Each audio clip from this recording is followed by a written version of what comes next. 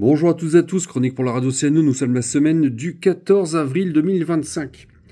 Le mois de mars le plus chaud et le plus sec que la France n'a jamais enregistré, voilà ce qu'on appelle faut qu'on s'en profite, ou encore on ne va pas s'en plaindre. Bon, mais c'est vrai qu'après plus d'une année de pluie, on apprécie d'avoir quelques jours d'un vrai soleil. Il paraît même que Calais a été plus ensoleillé que Nice, alors pourquoi en parler et doit-on s'en inquiéter? La normalité des températures et des précipitations, on s'y adapte. Aux variations aussi, on s'y adapte. Les insectes, les floraisons des arbres, surtout des fruitiers, et même nous, on peut s'adapter. Souvenez-vous que nous sommes quand même l'espèce vivante sans doute la moins bien adaptée, sans poils ou presque, sans plumes, sans écailles, sans une épaisse couche de graisse protectrice. Bref, on s'est adapté grâce à notre station debout et notre dite intelligence. Et dire qu'on n'utiliserait que 10% de notre cerveau, vivement les 90 autres alors. Les records, comme les épiphénomènes rares, ont toujours existé. Mais une accélération des records, 100 fois plus vite que ce qui n'a jamais été constaté, alors ça, jamais. Revenons-en aux moutons de nos nuages. Valenciennes a battu son record de pluviométrie la plus faible avec moins 94%. Marignane, vous savez, la ville de l'aéroport de Marseille, plus 480% de précipitations.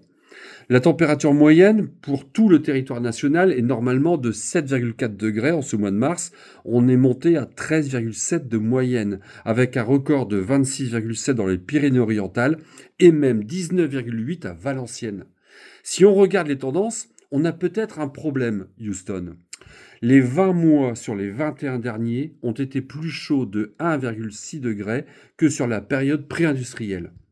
Cette semaine, je ne sais pas vous, mais moi j'ai entendu un climato-sceptique sur CNews nous dire si on prend 30 années pour fixer des moyennes, alors on doit comparer avec la moyenne sur les 30 années suivantes. Et on pourra commencer à parler de dérèglement climatique dans 30 ans. Ouais, moi je trouve ça assez crétin quand même. Pour un mois de mars, la normale, ce ne sont pas les glycines et les pommiers en fleurs ou encore les barbecues. Ce sont les giboulées, les dernières gelées, les orages, les grêles, les grandes marées. Normalement, c'est le mois des semis sous serre, alors que cette année, beaucoup de jardiniers se sont demandé s'ils ne planteraient pas directement au potager. Vous souvenez-vous de ma chronique sur les courants jet des hautes altitudes? J'y expliquais que des températures froides au pôle Nord et Sud et chaudes au niveau de l'équateur créent un front stable grâce à des vitesses de vent qui peuvent monter à près de 400 km/h. Avec le dérèglement climatique, le front tout saute et ne crée plus une ligne presque horizontale mais bien sinusoïdale, avec parfois des méandres comme ceux d'un fleuve qu'on appelle oméga. En été, on parlera de dôme de chaleur ou de gouttes d'eau froide si l'oméga est inversé. Un blocage en oméga de plus d'un mois, c'est quand même surprenant.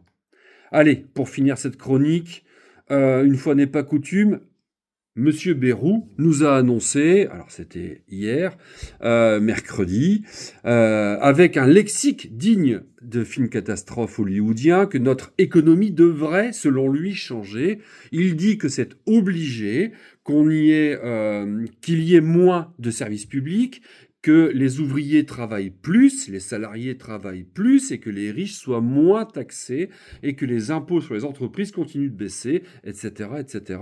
En fait, il veut qu'on continue à déconstruire les conquis sociaux et tout ce que le Conseil national de la résistance a mis en place.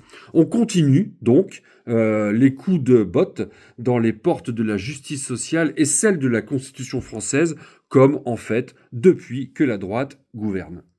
Bon, je terminerai en disant minable aussi que de dire que la dette publique de 50 000 euros par Français devra être supportée par les ouvriers alors que les actionnaires gagnent davantage sans rien produire, sans mouiller leur chemise. Et je rappellerai que non, on ne joue pas avec l'argent des autres à moins de lécher leur sueur. Bonne semaine à vous et à la semaine prochaine.